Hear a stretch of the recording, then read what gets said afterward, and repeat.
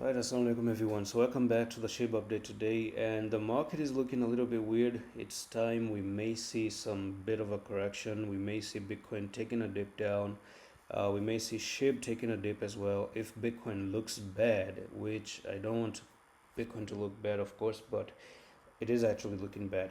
So I wanted to show you, the BLX, and I wanted to tell you that it's pretty normal and pretty okay if Bitcoin ever drops down to $55,000 or something like that, because this is for the first time you've broken above here. So you have one touch, move down, one touch, move down, and finally you have made a nice good bullish closing outside of that resistance. So there could be chances where you take April to 58,000, you take May to probably 53, 55, and then you start to go back up once again.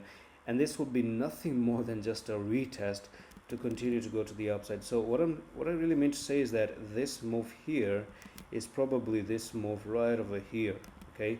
And or maybe something like this is something like that as well. So we're looking for this is remaining, and we could see some sideways movement before we don't really see that one last push, maybe until next year, somewhere in June, September, or whatever that date is going to be. And SHIB as well, on the other hand, has a chance of actually pumping in April even after dipping down. I'm not very sure about SHIB. Anything can happen with SHIB, to be honest. It's not necessarily so that you follow what Bitcoin does. SHIB by the end of the day can actually act very different, because once upon a time when Bitcoin was pumping back 7-8 months ago, SHIB was not doing anything. SHIB was still down. Bitcoin was at 50,000, SHIB was down. So the fact that Bitcoin was pumping and SHIB was not, if we place quite, if we talk about a fair game, then if Bitcoin drops, SHIB should not be dropping either, okay? It should be the other way around as well.